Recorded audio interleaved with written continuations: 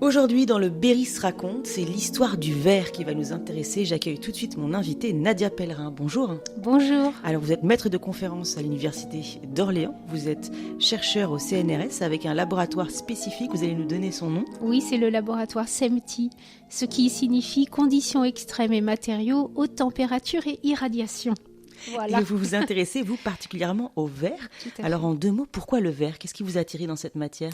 On vient souvent à un sujet de recherche parce que un collègue nous propose une collaboration, vous voyez. Donc, dans mon cas, ça s'est fait comme ça, avec le verre nucléaire et travailler sur son altération, sa sensibilité au rayonnement.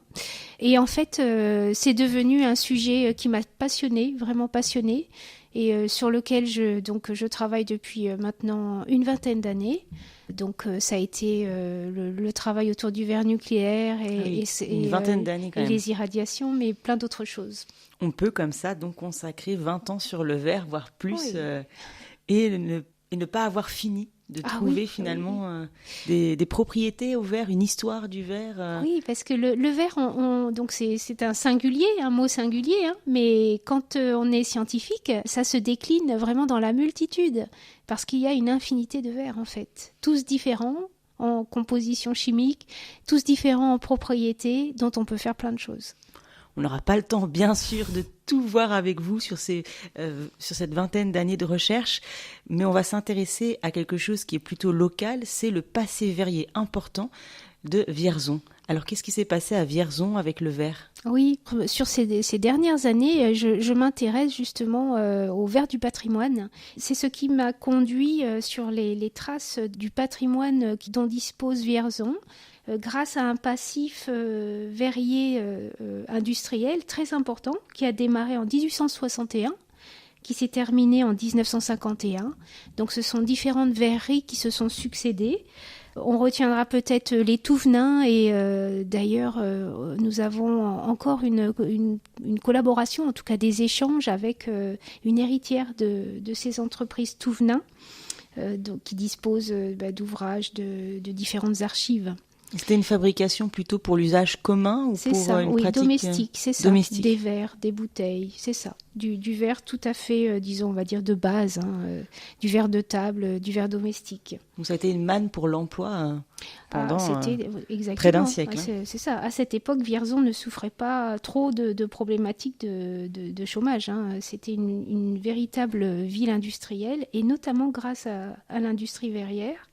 Et ce qu'il en reste, qui nous a intéressés, une équipe de chercheurs et moi-même, c'est le bousillage. Alors, un terme pas très très joli, qui représente une activité de travail, disons, artistique, qu'avaient les ouvriers en fin de journée, avec les outils de l'entreprise, les chutes de verre, on va dire, les morceaux un peu perdus.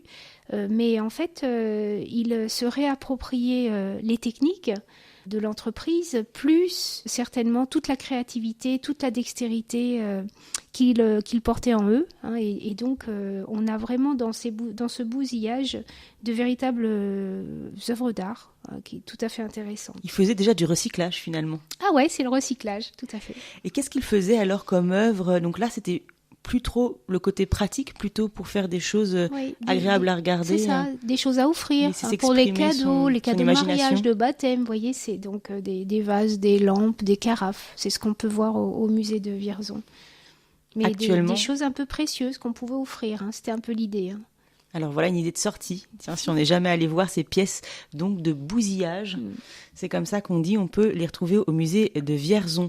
Alors il y a aussi une histoire avec le verre autour d'Orléans et on peut observer des choses au musée des Beaux-Arts. Oui, le musée des Beaux-Arts d'Orléans et l'hôtel Cabu d'ailleurs, pour la partie archéologie. On y trouve des fonds très très intéressants en matière de verre. Il est assez connu que Bernard Perrault, un des grands verriers du XVIIe siècle, a séjourné, a travaillé à Orléans, et on a de grands fonds muséaux qui sont relatifs à l'activité de Bernard Perrault. Mais c'est aussi les figurines en verre filé, très importantes. C'est une activité qui a été très intense du XVIe au XVIIIe siècle, qui nous vient d'Italie. Une pratique décorative ? Une pratique décorative, oui. En fait, ce sont de petites figurines qui représentent des scènes à la fois de la vie domestique, de la nature, des scènes religieuses également.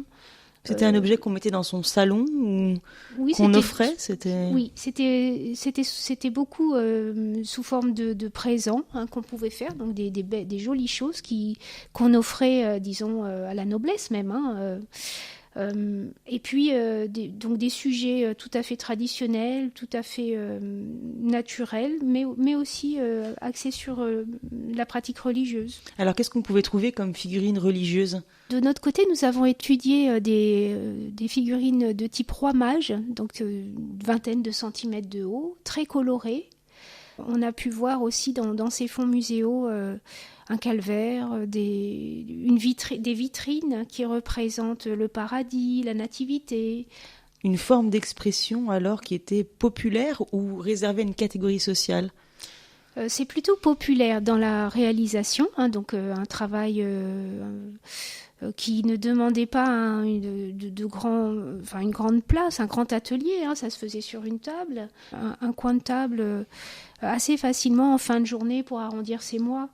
Mais ça demandait une très très haute habileté, une très haute dextérité. C'est très minutieux. C'est assez fin. C'est très fin, oui.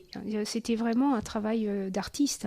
Alors, il y a eu récemment une collaboration avec l'École des Beaux-Arts de Bourges. Qu'est-ce qui s'est passé ? Alors oui, avec l'ENSA, donc l'École nationale supérieure d'art de Bourges, nous avons mené un projet qui est financé par la région Centre Val-de-Loire d'ailleurs. Et ce projet, finalement, nous a amené à explorer ensemble le patrimoine de la région Centre-Val de Loire, donc le patrimoine verrier.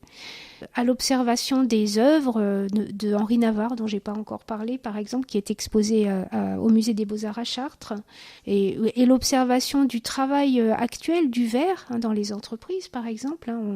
On a travaillé pour ça avec l'entreprise Cookware de Châteauroux.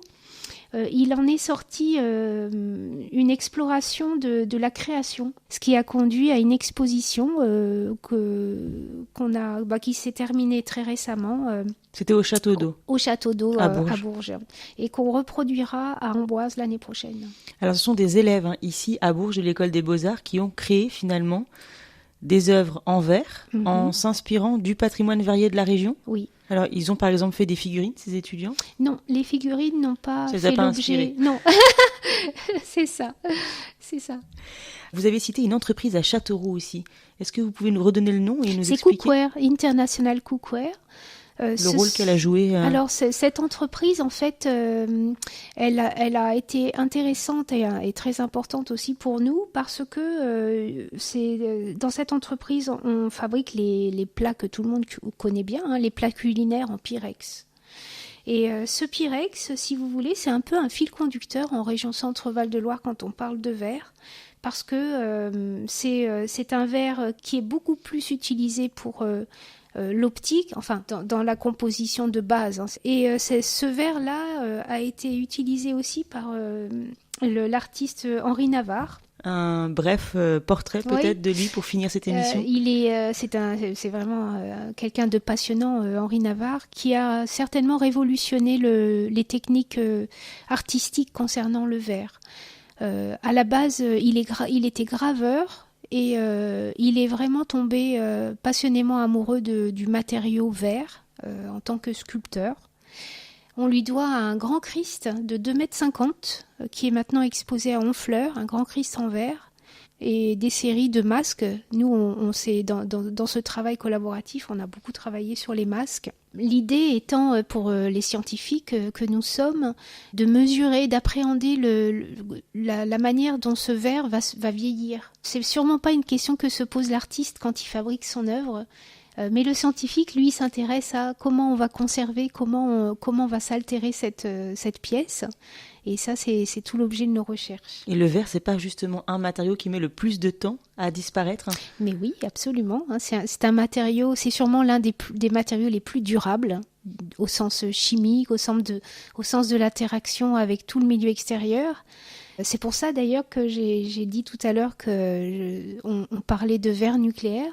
On y confie les déchets radioactifs, donc certainement les déchets les plus nocifs que notre civilisation a pu concevoir et fabriquer. Mais on les confie au verre parce qu'effectivement, on a une confiance dans la faible altérabilité de ce matériau. Alors en conclusion, Nadia Pellerin, est-ce qu'on peut faire le point sur le verre en région centre, et même peut-être au-delà de la région centre, mais on a utilisé et transformé le verre depuis des siècles, et ces techniques, elles évoluent encore aujourd'hui. Ah oui, absolument, oui. C'est d'ailleurs un point qui nous intéresse aussi et sur lequel on collabore avec les sociologues. Les techniques évoluent. Les usages L'usage, bien sûr. Le verre est, pour beaucoup de gens, est cantonné dans un rôle domestique, mais il faut vraiment percevoir les évolutions technologiques qui sont liées au verre, la fibre optique, tout le côté Internet, sans la fibre optique qui est à base de silice, d'un verre extrêmement pur, on ne l'aurait pas. Les verres de haute sécurité, le vitrage bien sûr des voitures. On fait des verres électrocommandés, des verres intelligents qui peuvent s'opacifier à la demande, ainsi de suite. Le verre est en perpétuelle évolution. Il nous rend service dans tous les domaines. Des mystères à percer autour du verre ? Bien sûr, bien sûr. Alors vos recherches vont continuer ? Ah oui. Nadia Pellerin, merci beaucoup d'avoir été avec nous aujourd'hui, maître de conférence à l'Université d'Orléans, chercheur au CNRS, et on l'a vu avec un travail en ce moment très particulier autour du patrimoine verrier en région Centre-Val de Loire. Merci encore. Merci à vous.